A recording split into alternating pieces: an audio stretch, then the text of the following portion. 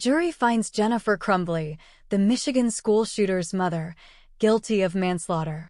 A Michigan jury convicted a school shooter's mother of involuntary manslaughter Tuesday in the killings of 4 students in 2021, making her the first parent in the U.S. to be held responsible for a child carrying out a mass school attack. Prosecutors say Jennifer Crumbley had a duty under state law to prevent her son, who was 15 at the time, from harming others. She was accused of failing to secure a gun and ammunition at home and failing to get help to support Ethan Crumbley's mental health. The 4 guilty verdicts, one for each student's lane at Oxford High School, were returned after roughly 11 hours of deliberations. Jennifer Crumbley, 45, looked down and shook her head slightly as each juror was polled after the verdicts were read. On her way out of the courtroom, prosecutor Karen McDonald hugged relatives of victims Justin Schilling and Madison Baldwin. "Thank you," a man whispered to her. Jennifer and James Crumbley were the first parents in the U.S. to be charged in a mass school shooting committed by their child. James Crumbley faces trial in March. "The cries have been heard, and I feel this verdict is gonna echo throughout every household in the country," Justin's father, Craig Schilling, said outside the courtroom. "I feel it's necessary, and I'm happy with the verdict. It's still a sad situation to be in. It's gotta stop. It's an accountability, and this is what we've been asking for a long time now," Schilling said.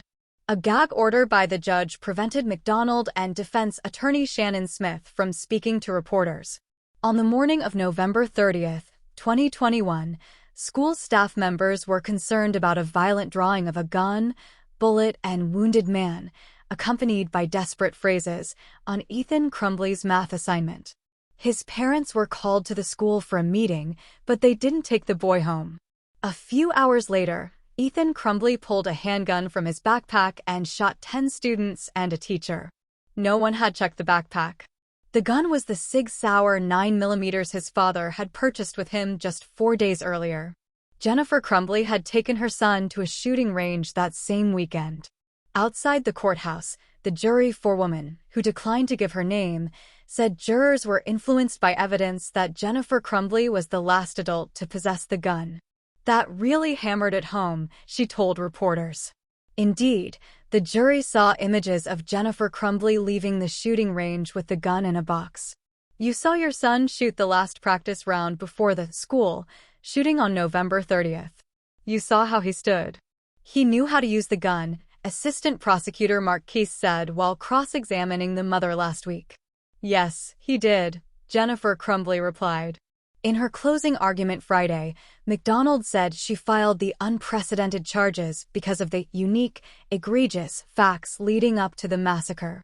School officials insisted they would not have agreed to keep Ethan Crumbley on campus that day if the parents had shared information about the new gun, which the boy on social media called his beauty. The words with the disturbing drawing said, "The thoughts won't stop. Help me. The world is dead. My life is useless." He literally drew a picture of what he was going to do, McDonald said. "It says, help me." Besides 17-year-old Justin Schilling and 17-year-old Madison Baldwin, Hannah St. Juliana, 14, and Tate Meyer, 16, were also killed. 7 people were wounded.